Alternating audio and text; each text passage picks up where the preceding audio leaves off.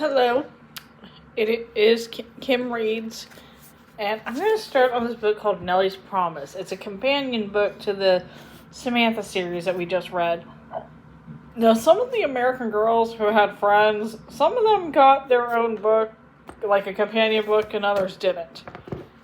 I don't know why the others didn't, but that's just how it is. So here's Nellie's Promise.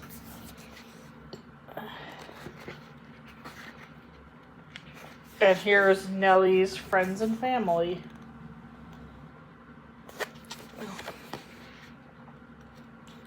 Chapter 1. The Luckiest Girl.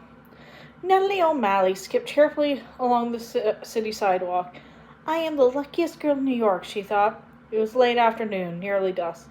A strong March wind made Nellie's coat flap and fly out behind her like wings.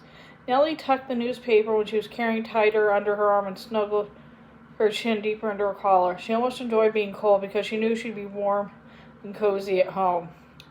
Home, Nellie smiled. Finally, she and her little sisters, Britt and Jenny, had a home again. It was a real home, too, where they were safe and loved.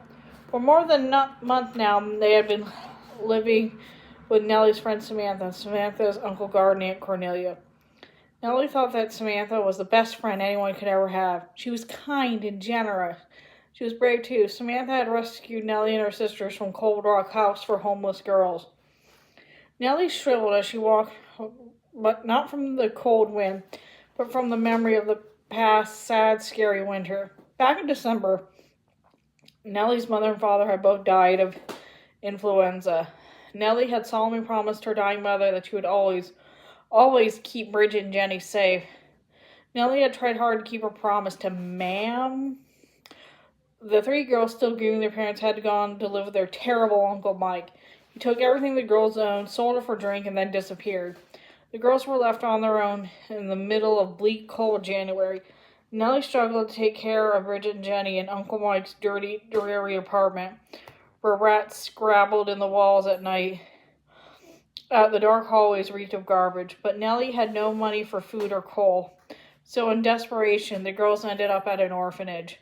Nellie was just about to be separated from her sisters and sent west on one of the orphan trains when Samantha found the girls had brought them home to Uncle Gard and Aunt Cornelia. Lamplight spilled out of the windows of the house as Nellie passed. She remembered when she did not even dare to live in those beautiful, warmly lit houses, but could only scurry past and imagine what life was like inside. It seemed like a miracle now that she was headed home to a beautiful house herself, bringing Uncle Gard his evening newspaper. Nellie skipped happily. It was a pleasure to be helpful to Uncle Gard and Aunt Cornelia. Nellie loved to go out and do errands for them. Even more, she loved coming home.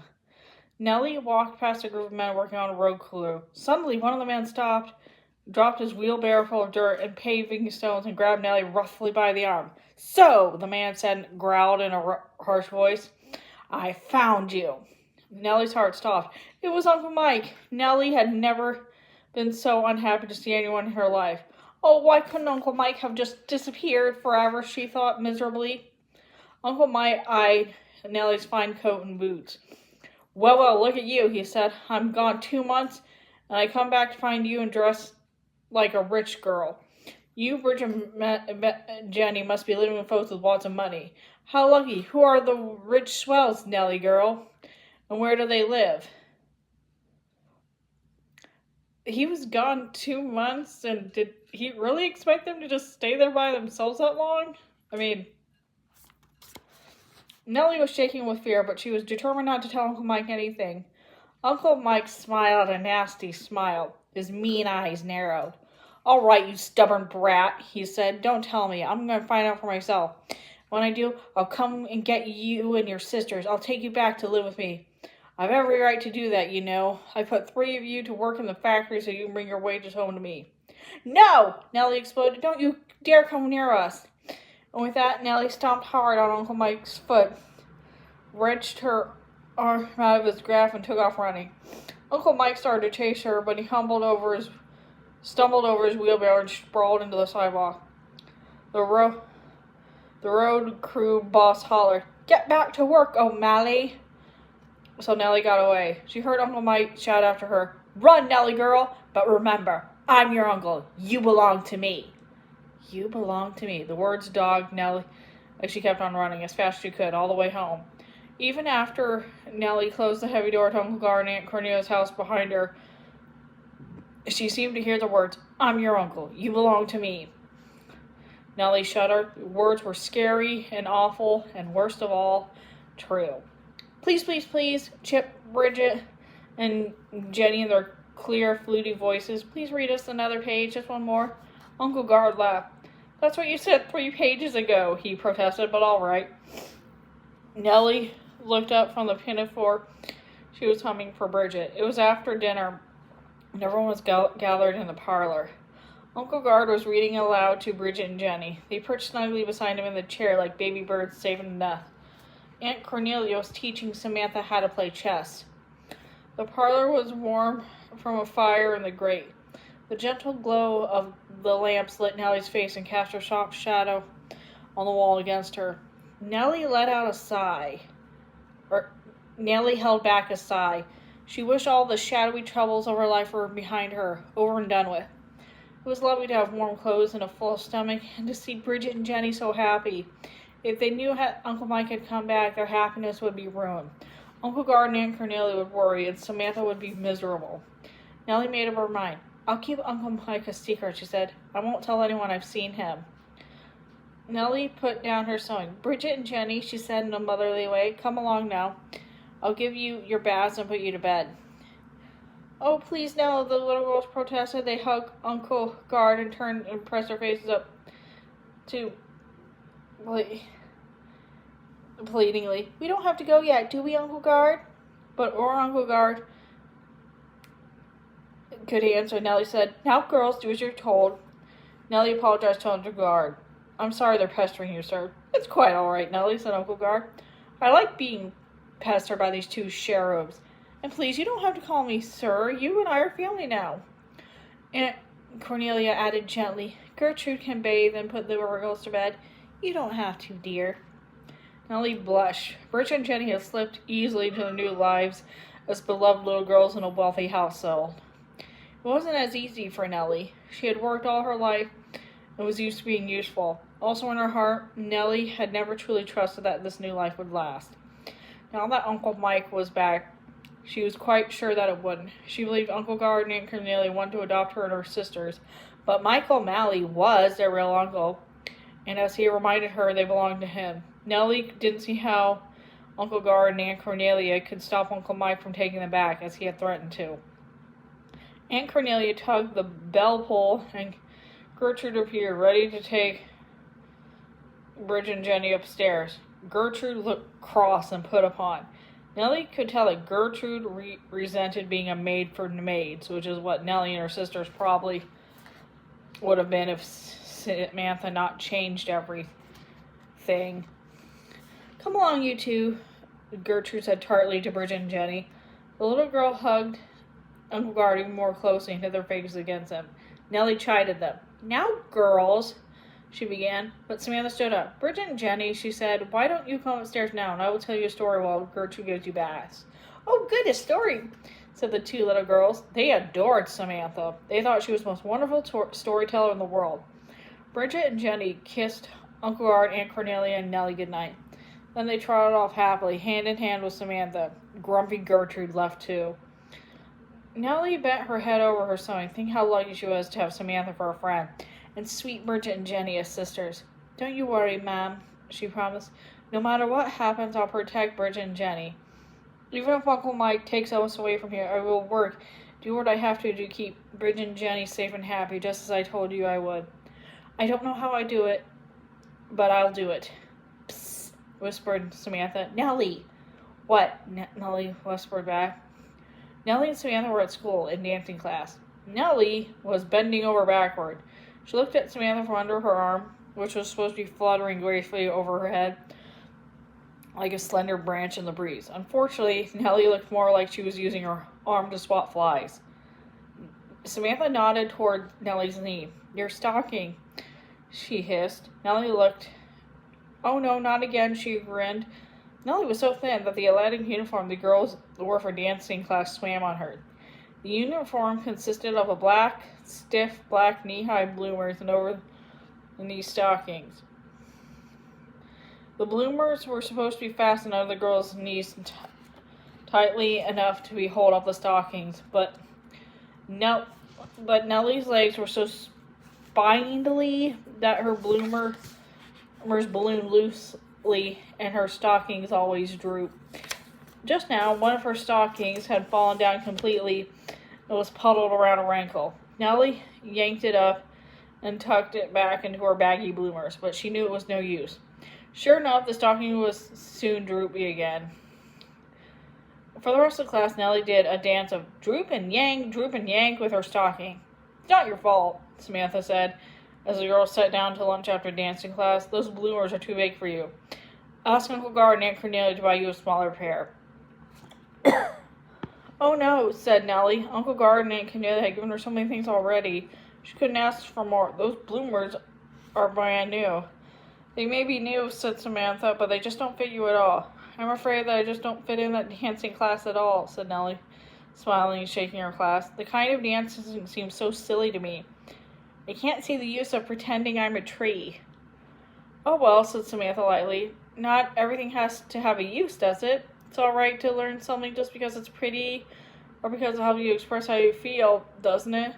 "Well, I guess so," Nellie agreed. "It's just that..."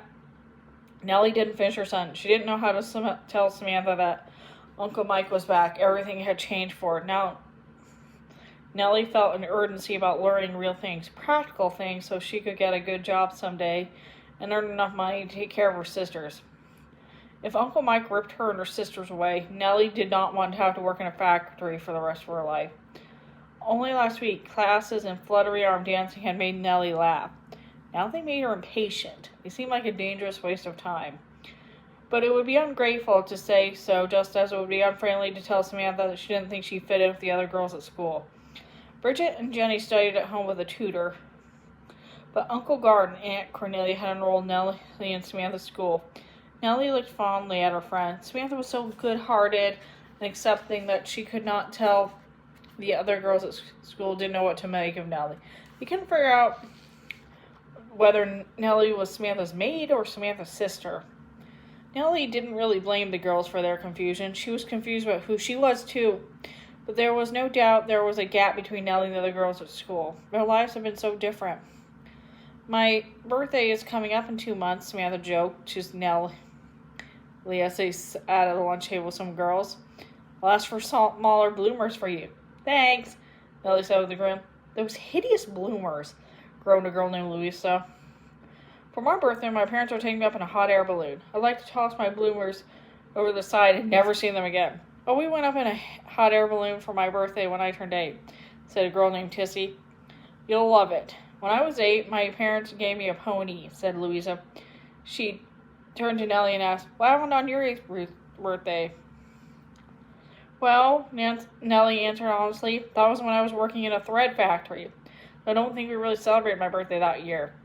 "Oh," said Louisa, turning rather pink in the face. An awkward silence settled over the table. The other girls had never been inside a factory. Working in one was beyond their imagining. Samantha piped up, "Let's not talk about when we were 8. It's more interesting to talk about what we're going to do when we grow up." "You're right," said Louisa heartily.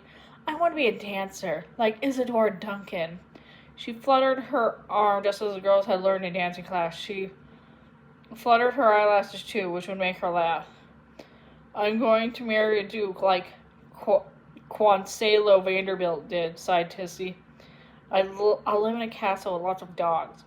"I either want to be a painter like Mary Cassatt," said Samantha, "or the first woman president of the United States." She turned and said, "Nellie, what do you want to do?" "I'll work as hard as I can at the best job I can get," said Nellie with fierce determination. "All I want is to earn enough money to have a little house where I can keep my sister safe." Louisa and Tissy exchanged a glance. Samantha looked bewildered. Nellie realized with a pang that her answer must have sounded odd. It must have sounded if she and Bridget and Jenny weren't happy at Uncle Guard and Aunt Cornelia's house.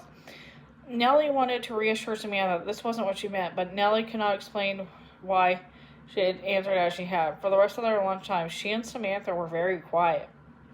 That evening, Samantha and Nellie were tied up in their bedroom dressing room for dinner.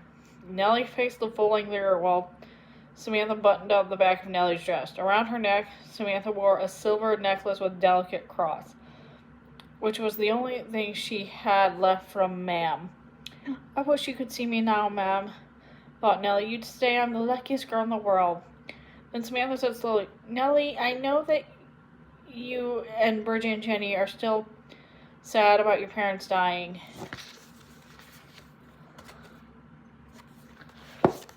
Nellie nodded. When Bridget and Jenny wake up at night crying for Mom and Dad, I don't know how to comfort them. I miss Mom and Dad so much myself, she said.